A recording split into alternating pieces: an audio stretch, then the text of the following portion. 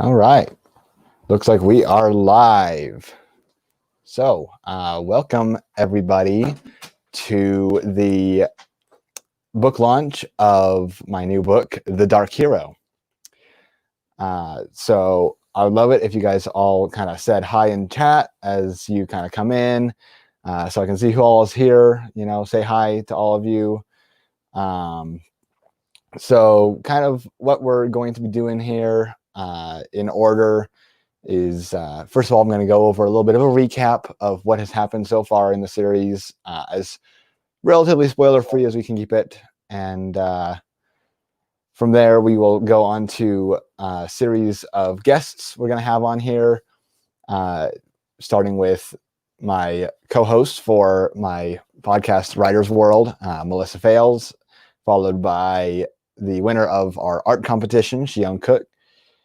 And then Teapots Away Media will have Kendra, who will come on, and we'll chat with her as well. So after that, we will have a live reading of a chapter from The Dark Hero. And I will tell you where you can basically pre-order physical copies and everything, followed by a Q&A session to end this off. So let's get into the recap. So back in book 1 of Stones of the Middlelands, which originated from a map I had to create for a school project, we met James. Now, James washed up near this small town of Ambulity with no memory whatsoever of who he was or where he was from. And he was found by this lovely family named the Bins, who included Jehone, who was the father of the family, very kind painter, who it later turned out was an oracle, as well as his 2 sons, Aaron and Kai. And soon after this, basically what happened was Jehone got kidnapped by the trolls, who wanted to basically use his powers as an oracle to conquer the world. So James, Aaron, and Kai started out on a quest to save him. Now, of course, since they were only human, they needed some way of basically having enough power to take down the trolls and rescue Jehone. So they started searching for these magical stones known as the Peacekeeper Stones, which would give them some power to be able to help rescue Jehone. Now, as soon as their travels, they met a part human, part troll named Fen, who, of course, Aaron immediately distrusted because he believed that all trolls were inherently evil and could not be trusted. Of course, James, on the other hand, intuitively trusted this man, this guy named Fen, and basically what happened was Fen then joined them on their travels. And later on in their travels, they met Kayla, who was a family friend of the Bins, and she joined them on their travels. And long story short, they basically, by the end of book 1, rescued Jehone. Well, now with book 2, with The Dark Hero, we are starting out. A year has passed since the finale of book 1, and James and Fen have been traveling on their own, searching for more of these Peacekeeper Stones in order to keep them out of the hands of the trolls. And that's kind of where we start off with The Dark Hero. So that is where we're at. And so our first guest is Melissa Fales. Unfortunately, she's not on here quite yet. Should be in a second. So do we have any real quick questions about what happened in the Castaway Hero, as we get ready for Dark Hero?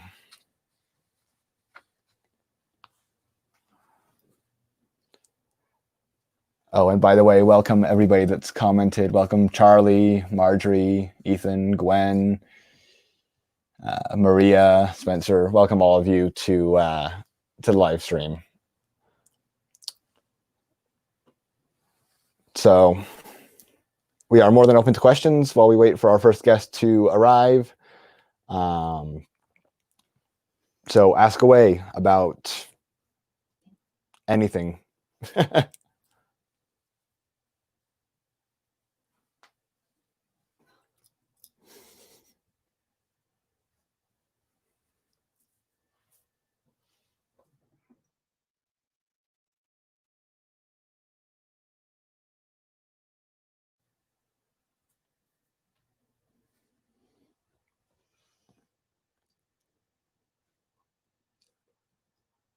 You know what? While we're waiting for Melissa to show up, I would like to show you guys all the cover of the Dark Hero, which we are super excited about.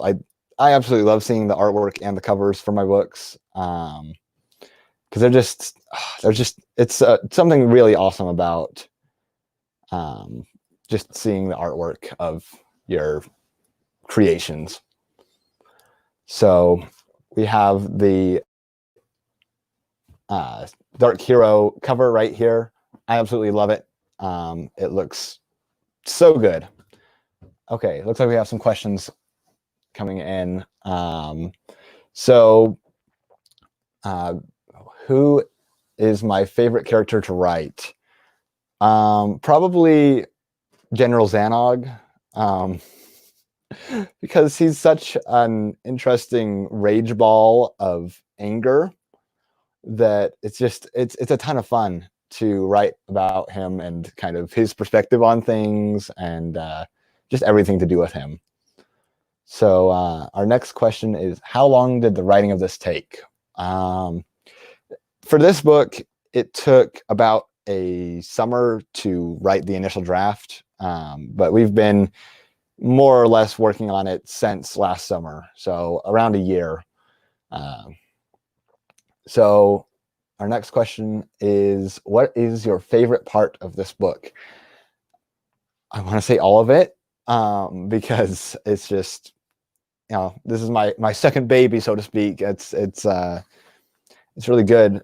But I'd say probably my favorite part of this book is the kind of the hero's downfall moment, where James kind of feels like, everything's lost, kind of like he just doesn't know where to go from here. It's a very powerful thing to kind of see him taken down so far. It's just absolutely probably my favorite part of this book. And our question here is, are you planning on doing more books in this series or other series? Yes, definitely. We've got 2 more books slated for this particular series, for the, I guess, hero series, you could call it. And then I have several other series planned within this universe and within other kind of universes that I have come up with for the foreseeable future. I plan to be putting out more books. So yeah, I plan on doing many, many more books, probably writing as long as I'm around, as long as I'm alive, to write. So yeah, that's kind of where we're at with that. So yeah. What can you tell them about the Dark Hero? So, okay, I'm not sure if you could all hear that, but my behind the scenes people, my parents behind here, were asking, what can I tell you guys about the Dark Hero? Well, I can tell you, first of all, it is darker than book 1. It's not as not quite as lighthearted. It deals with a bit heavier of subjects, such as guilt, for things in the past, changing as a person. I can tell you we have kind of a new villain, kind of emerging. Book 1, kind of the main villain was King Trorg, King of the Trolls, but since he kind of was defeated in book 1. We have a new villain that has taken the head of the troll empire, I guess you could say, known as the Malevolent One. And the Malevolent One is kind of the main villain for the entire series. He's kind of been orchestrating things behind the scenes, and he's kind of emerged here. And he's just, he's so evil. I absolutely love basically every scene with him in it. And I can also say with confidence, we have new monsters galore. Monsters are one of my favorite things to do, and there's plenty of them in this next book. Oh, and lots of dragons, for those of you that love dragons. Plenty of dragons. Another question here while we're waiting for Melissa to come in. Do I have an idea on of what I'll be doing in other series? I don't want to like spoil too much about other series because those are years down the line. But kind of some of the ideas involve, I have some ideas involving like kind of everything magical being real, like within our world, which would be like, you know, Bigfoot and Loch Ness Monster and mythologies of all kinds, like all of that kind of would be real and amalgamated within our world. And that's kind of one of the series ideas. And another one's, you know, have this investigative teen reporter that basically, instead of running away from danger, he runs towards it and goes and, you know, discovers some long buried secret. And there's just a bunch of other ideas we have going on. So I have another question here. Are there any books, movies, etc. that have inspired me? Definitely the works of Rick Riordan. So that would be like Percy Jackson and the Olympians, Heroes of Olympus, those series. I'd say probably also Tolkien. You know, Lord of the Rings. I don't know anybody that doesn't at least hasn't heard of Tolkien. Just yeah, just those good fantasy authors. Brandon Sanderson as well. Just those are all, you know, books and such that have inspired me. Another question we have here is favorite authors, anyone who inspires me. Well, as far as inspires me, there is one author that initially inspired me, named Mackenzie Wagner. So she was kind of the first one that gave me an idea of, you know, I could do this, you know, that I could be an author, especially as a teenager. I'd say she was probably a huge inspiration for me. And as far as favorite authors go, definitely like Rick Riordan, Brandon Sanderson. Those are two of my favorites. It's just, yeah, just those, as I said, those really good fantasy authors have all kind of inspired me. So we have another question here. What got you into making? Again, I would say Mackenzie Wagner, right? Do you want me to talk about it for just a minute while you check real quick on your guests? Yeah, I'm going to, yeah, my mom is going to hop on here and talk a little bit about what inspired me initially. You just check real quick on your guests, since I don't know how to. Hi, I get to make a guest appearance, I guess.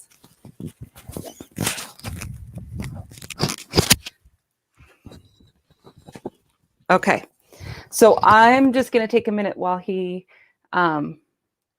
checks on his guests to see if they're going to make it. And I can tell you a little bit about his past as a writer. We actually homeschool here, and there was a time when he was about 8 or 9 years old when he hated writing. Like literally, I would ask him to write 3 sentences and a paragraph, and it was I always say it was weeping, wailing, and gnashing of teeth. he it was a traumatic thing, and he hated it. And so we actually started a new curriculum, which was called Brave Writer. And one of the assignments, there were lots of really fun writing assignments, and one of the assignments was to create your own world. So you were supposed to create a continent or an island series or something, and that is where the Middle Lands was born, was in that assignment. And then, like, Kenny started talking about Mackenzie Wagner, and sorry, the screen is popping all over the place. Okay. She was doing a book signing with Richard Paul Evans, which at a book launch that we actually attended. And she was just a little bit older than Kenny at the time, not much. I believe they were both about 11 years old. Maybe she was 11 and he was 10. But it was right around that time. And he realized when he met this young author that maybe he's not too young to think about writing. And so he started thinking about this Middle Land world and creating some ideas. And it just kind of took off from there. Are you ready to take back over? Okay, we're going to send Kenny back over. Sorry about that, everybody.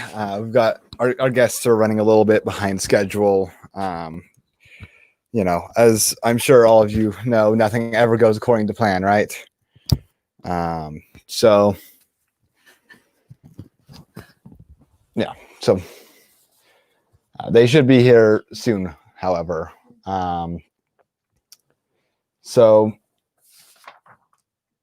yeah, do we have any more questions while we wait here, or? So there is a delay, just so you know. There's probably a 20 or 30-second delay. So when you ask that question, it takes them a little while to think of any more. So Charlie wanted to know about other books and movies that have inspired you. Can you think of any more along those lines? I mean, I did list off kind of some books, so I didn't really mention movies. As far as movies that have inspired me, at least, I would probably say, in large part, the Marvel Cinematic Universe, you know, has inspired me. Not in like what genre I write, because clearly I do not write comic book stories, but in the idea of having this bigger interconnected universe. In that sense, kind of, I have been inspired by the MCU, you know, all of those fantastic things like Iron Man and Captain America and Spider-Man and just all that glorious fiction. So that has definitely been a series of movies that has inspired me. Okay, looks like we've got our first guest here finally popping in. So we're going to please welcome Melissa Fales, who is my co-host on our podcast, Writer's World. So we load her in. Please give a warm welcome to Melissa.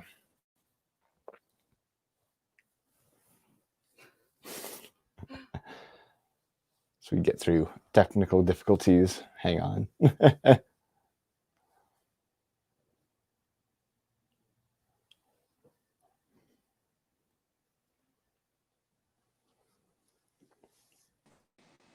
Okay, well, while we wait for Melissa to load in here. Okay. Can you hear me?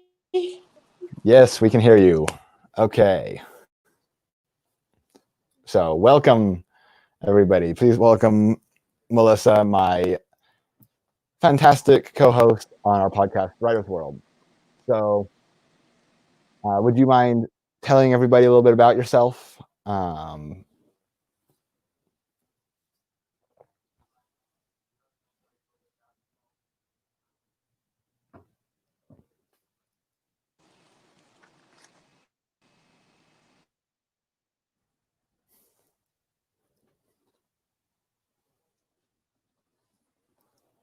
Isn't technology fun?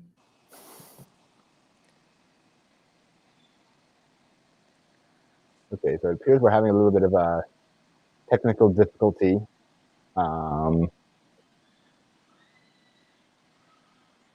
Let's see. Apologies, everybody that's on the live stream. Still getting used to this whole idea of live streaming. So let's see. Okay, Ken, can you hear me now? We can sort of hear. We can sort of hear you, Melissa. So if you could kind of Sorry, introduce who you are. it's been a very hard technical. Yeah.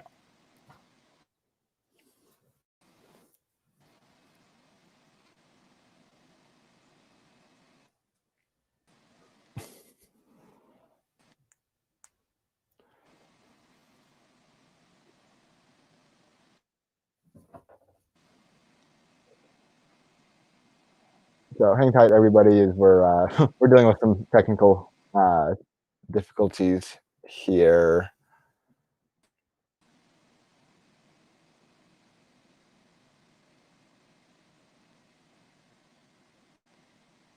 My apologies to everybody.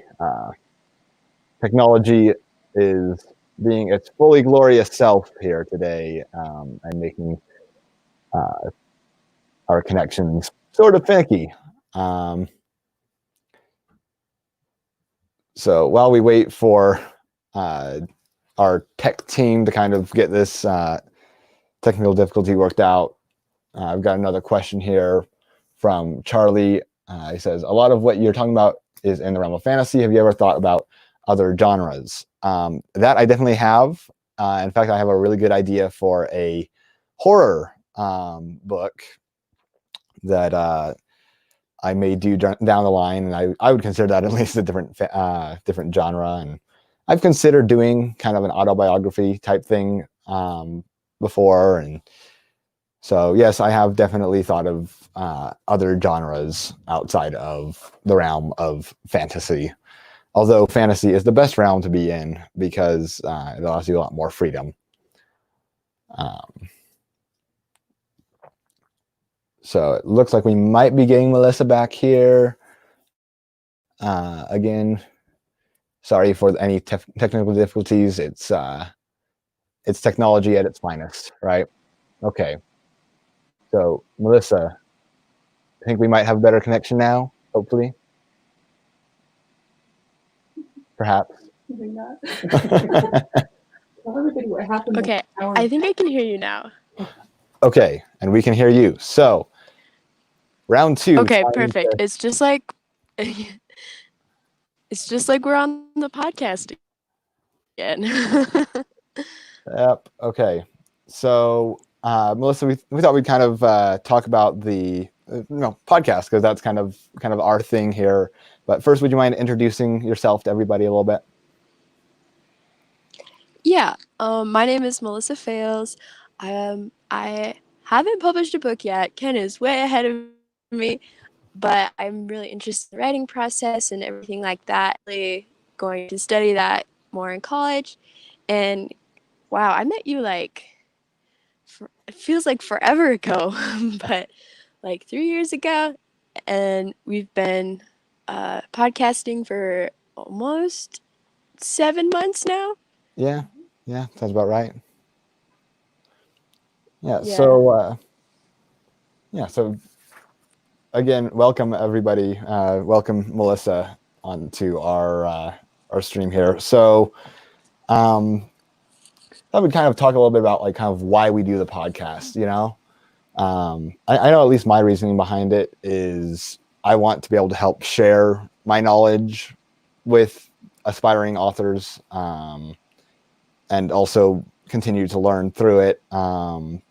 But Melissa, why is what would you tell everybody kind of your reason behind doing the podcast with me? Yeah, sure. So first off, it's kind of weird being on the other side of interviewing.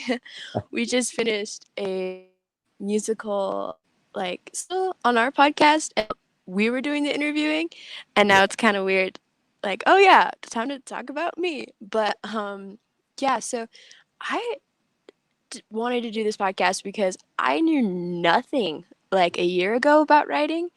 And actually, I'm coming up on my 1 year of writing mark, like soon. And so I just love doing the podcast. And my wise, I just love learning everything that I can, learning about all the different genres and all the different authors, and just learning all that I can. And also, it's kind of fun talking to you every week because you just like know a lot more than I do, and you know like the sources and stuff, which is awesome because I do not, and I'm still learning. Okay, so Melissa, we have a question here because everybody feel free to put questions in the comments for kind of for Melissa. So Marjorie wants to know, what is your podcast on? So if you would like to take that one. Yeah, sure. So our podcast is called Writer's World, and Ken, you were actually explaining to me what the name means, and some ideas we have for podcast episodes are like pretty far out there.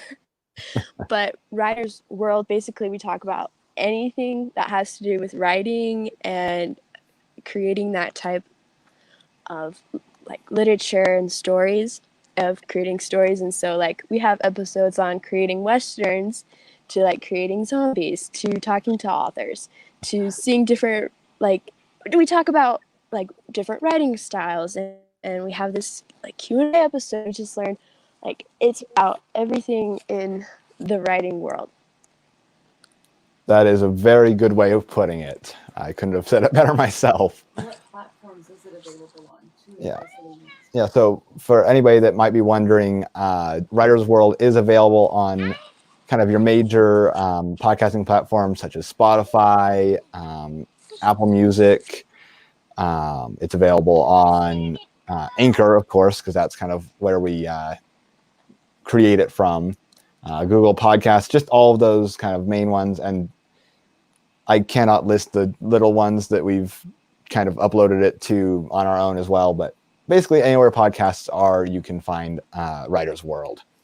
So I just wanted to kind of discuss a little bit here as well, kind of what we're doing right now as far as the podcast, kind of what we're working towards. I figure people might be a bit curious on that, kind of where we're going with the podcast. So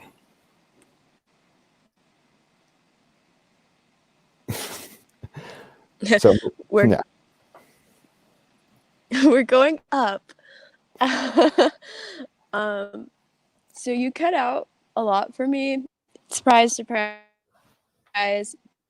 but I heard the majority of it.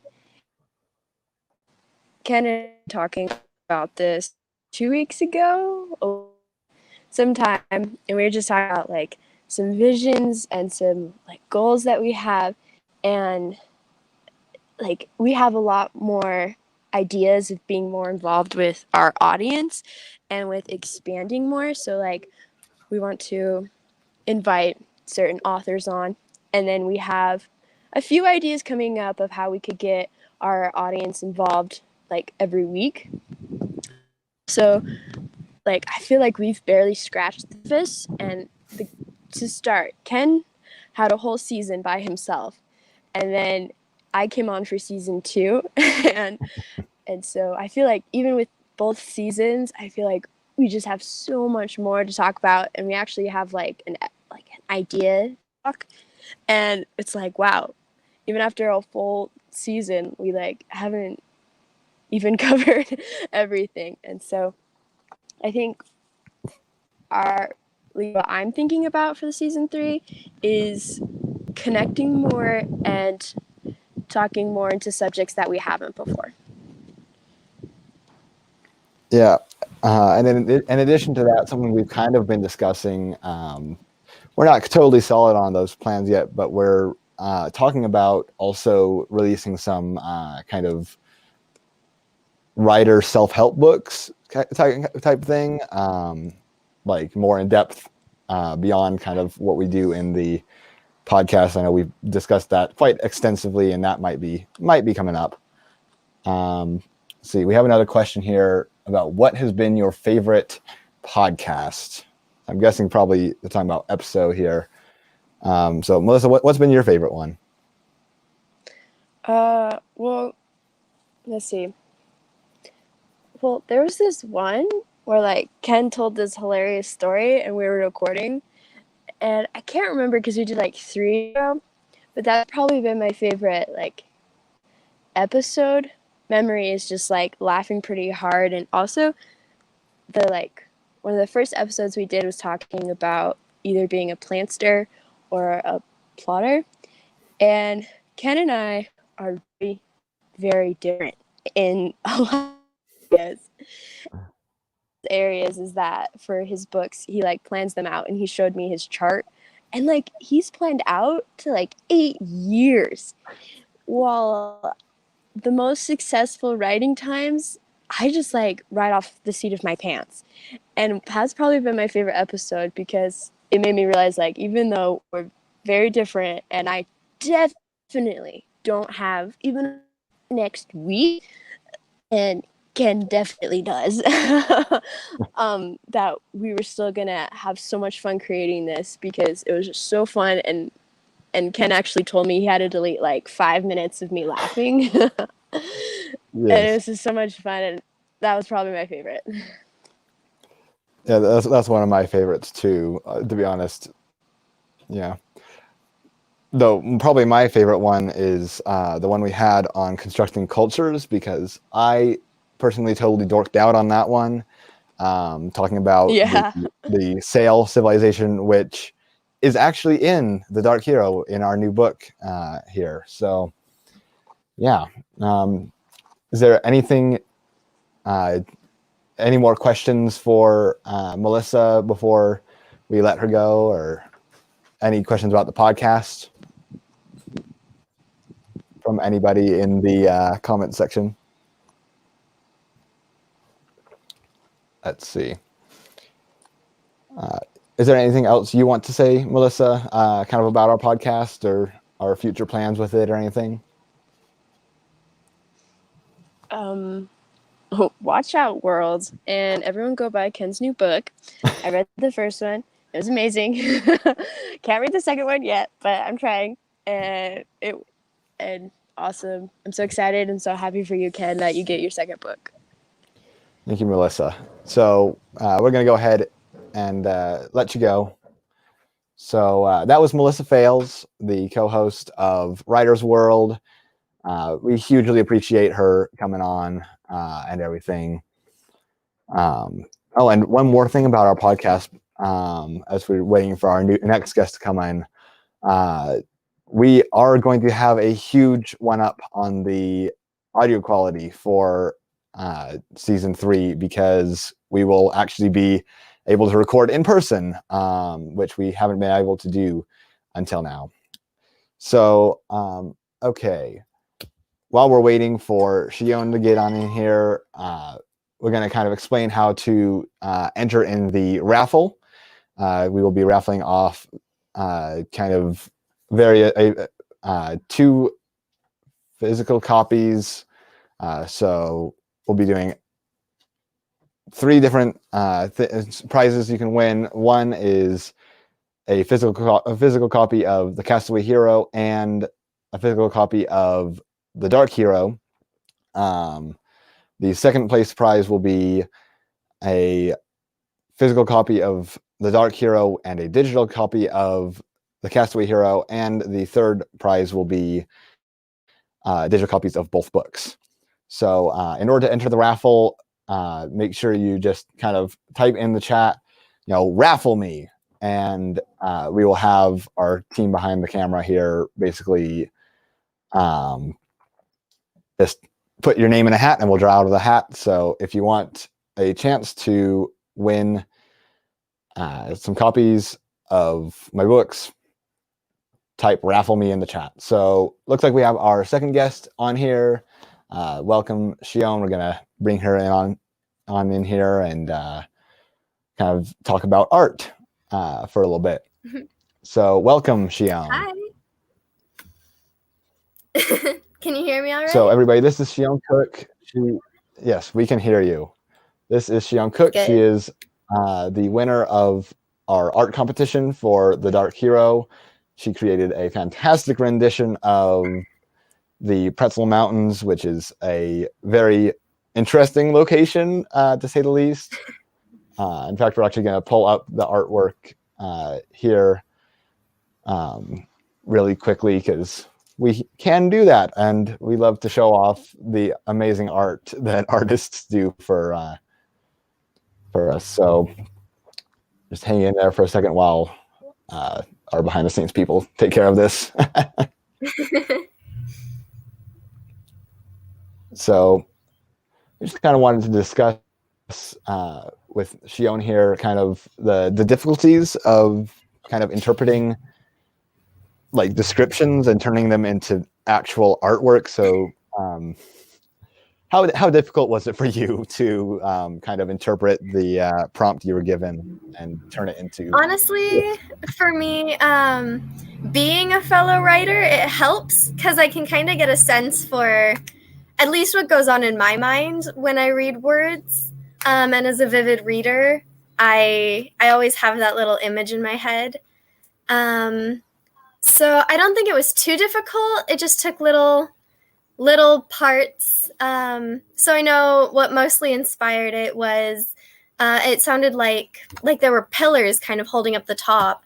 And so if you can kind of see, I tried to thinner and smaller down at the bottom, and then they got more solid and giant near the top, along with a bunch of little floating ones depicted with shadows not adjacent to them on the mountain. So art is something of more of a second for me. I'm definitely more of a writer. It's something that I've done for years. So it was a little difficult. I was in a bit of a time crunch trying to balance everything in my life, but I think it definitely came together as well as I had hoped. Yeah, it was definitely a winning piece of art. And we're really excited to have it. So so that everybody knows, this is a piece of art that will be exclusively in the physical copy of The Dark Hero. So if you want a copy of the book with that in it, you have to get the physical copy. So while we have you here, I figure we'll continue talking about art and kind of show some of the other artwork that is in this next book, and maybe you could come in with your artist's eye and maybe say something about them. So we're going to show kind of 3 character sketches that we have that I am really pleased with, because I love seeing art of my books and especially my characters.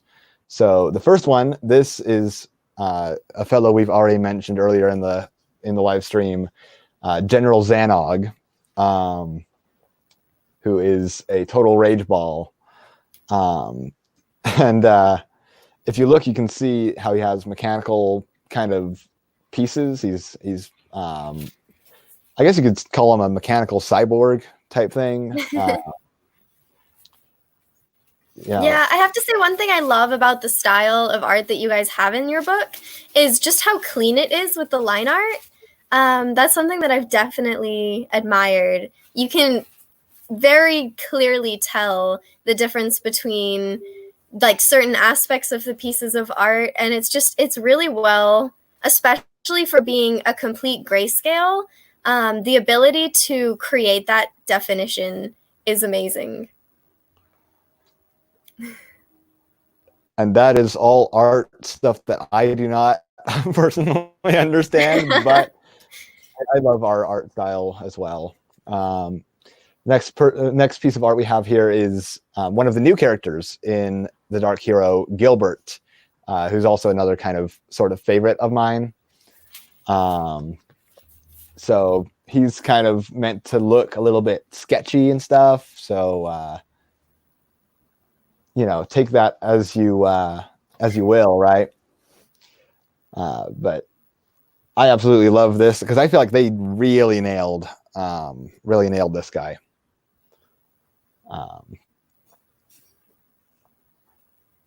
Yeah, I mean, I don't know what else to say. You can tell a little bit about the character just from looking at him. And that's something that I love about art is how easy it is to portray just the slightest things from like the way he's looking or the way that he's holding certain things. It can very easily give you a sense of the character. Yeah, and I feel like that's a very hard thing to do in art, right? It's kind of capture the essence of a character, I guess. You know, kind Yes, of what it can be really hard to catch because it's just those smallest things, like the slightest, like even just where your eyebrows are placed. You have no idea how much just having your eyebrows in a certain spot can make a character look or portray some emotion. And it can be very difficult to get it right.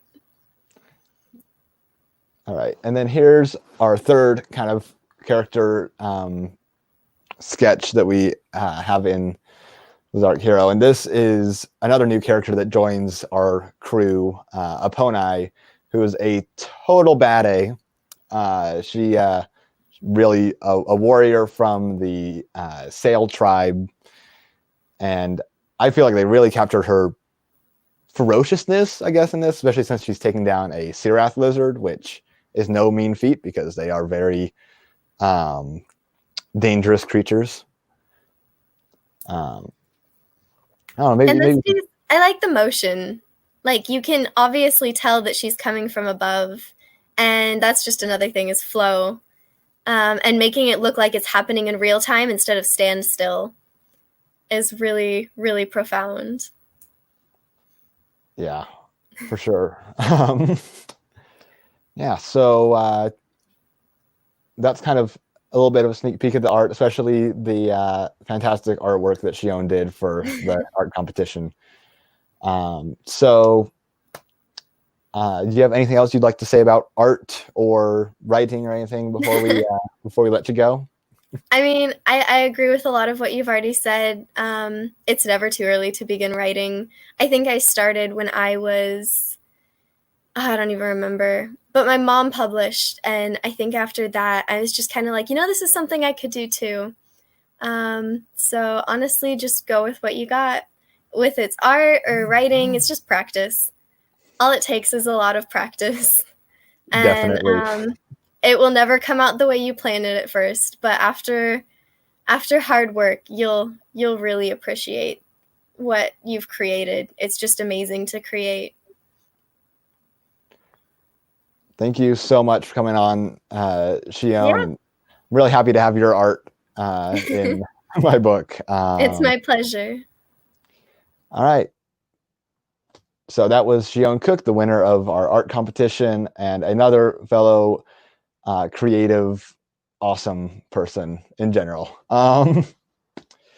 So we have another question here while we wait for our last guest to come on here before we go on to the reading. So we have another question that says, are any of your characters based on someone you know? I wouldn't say there are any characters that are wholly based on a singular person, so to speak.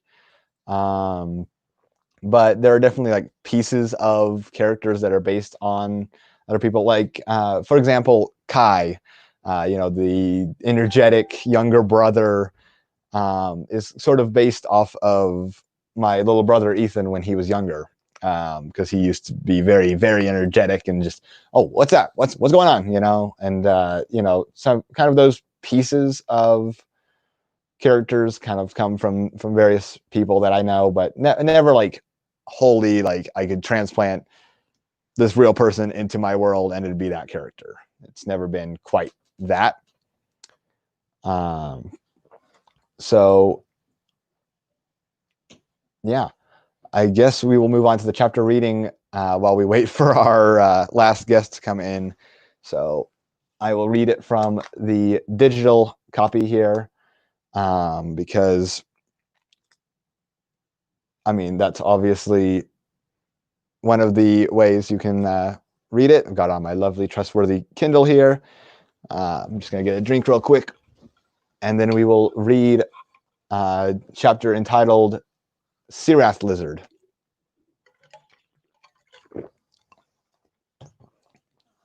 Okay, here we go. After traveling for several days, James was hot, tired, and sweaty. The midday sun beat down on his back, and he could barely keep going. I am getting sick of this desert, Gilbert complained. James grimaced when he actually agreed with the troll. How much further till we get to the ice temple? It should be in the floating islands. Not too much farther, Kayla said, pointing at the wall of floating islands. According to the notes, it's in some kind of ice cavern in the cliff face. Right, because what we need is to find one of probably countless holes in the cliff face and fight who knows what, James complained. Hey, at least it'll be cooler in there, Aaron pointed out. Since when did you become the optimist?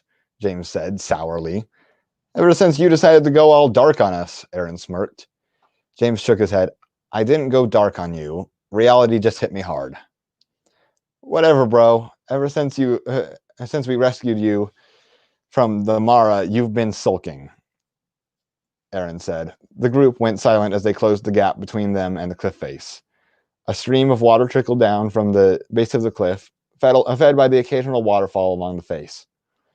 The floating islands never ceased to amaze James, even though he'd visited there once before on his way to Sky City.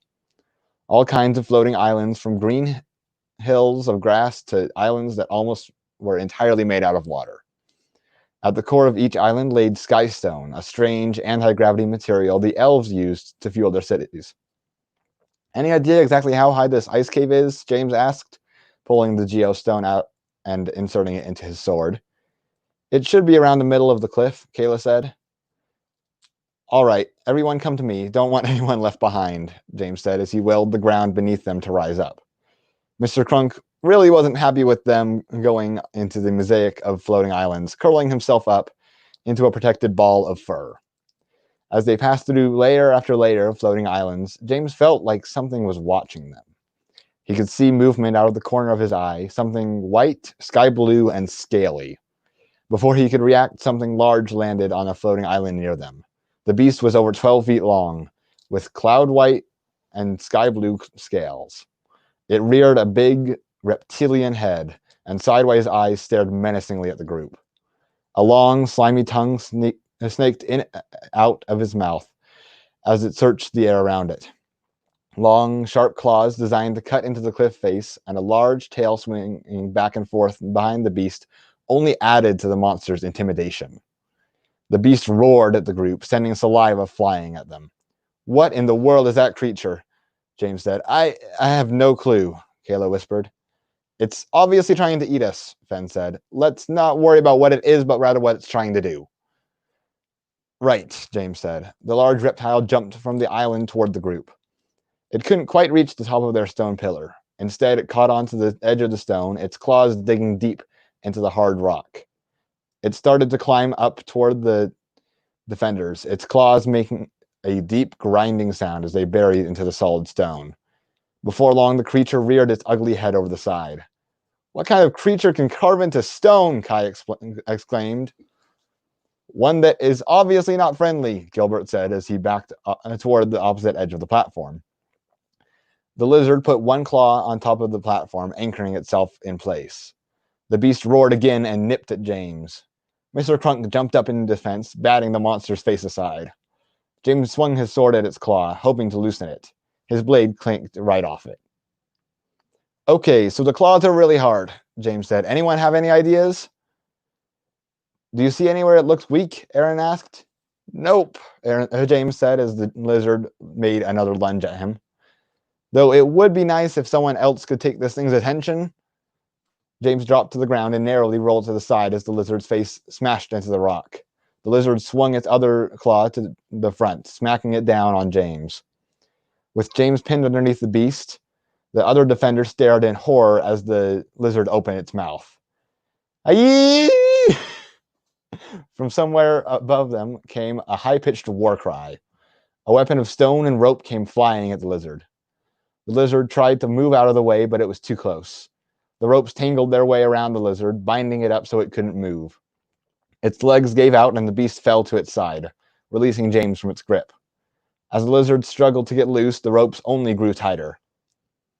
The group looked up, searching for their rescuer. Descending from above was a girl around 16. She rode on what looked like a highly decorated shield with a painted symbol with 2 waves. As she landed next to them, James could get a better look at her. The girl was a little over 5.5 feet tall, and her hair was a vivid red. She had a fit build and crystal green eyes. Her skin was a strong tan, and she radiated fierceness. James made a mental note not to get on her bad side. Aaron trembled, holding his breath. His face was going red as he stared at the girl as she hopped off the shield, picking it up. Aaron's mouth dropped open as she turned to face his direction. James nudged Aaron, snapping him out of his stupor. I'm pretty. I'm Aaron, Aaron stumbled. Hello, pretty, the girl said with a smirk. My name's Aponi. What are you doing on Sail Lands? So that was a chapter about midway through the book, which introduces Aponi, another really good character. So, yeah. Now I'm going to kind of explain to everybody. We have a very special limited time deal as far as buying and pre-ordering book 2, The Dark Hero. So how it is going to work is we're going to go ahead and throw a link in chat here that will explain everything. But the kind of idea is for $9.99, you can get the pre-ordered copy of The Dark Hero. And in addition to that, you also get a free digital copy of The Castaway Hero. So the link that we are going to throw in chat right about that we're going to throw in chat basically will explain how you need to do it. It's done through PayPal. This offer is only valid through the end of Saturday. So if you act quickly, you can get a pre-ordered copy of the physical book for The Dark Hero, as well as a digital copy of book 1, The Castaway Hero. So without any further ado, I believe we're going to go ahead and do the raffle. I have my trustworthy fedora here for the raffle. So for the first prize, which is going to be physical copies of both The Dark Hero and The Castaway Hero, we have, if I can pull one out here, the winner of that is Charlie Scriver. So if you can put down your email in the comments, then we will get you your copies and correspond that with you.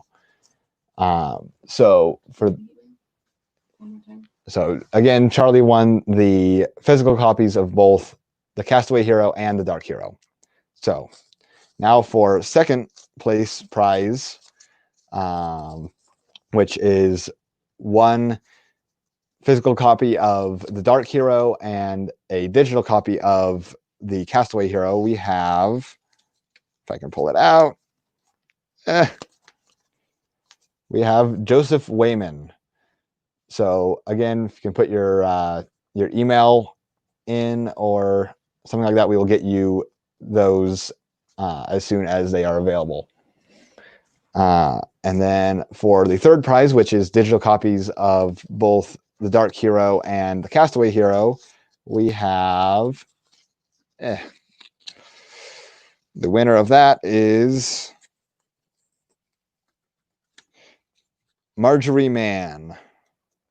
Also her son Ryan. So we will get those to you guys as soon as we can. Unfortunately, the physical copies won't be in for another 6 to 8 weeks, but we will get those to you guys as soon as they are available. So This is a last chance for questions. It looks unfortunately like our third guest isn't going to make it. So any more questions, I'm more than happy to answer.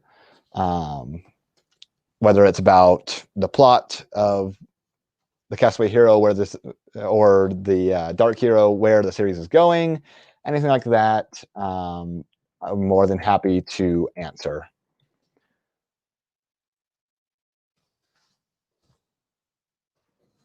Get a drink while you all ask your questions.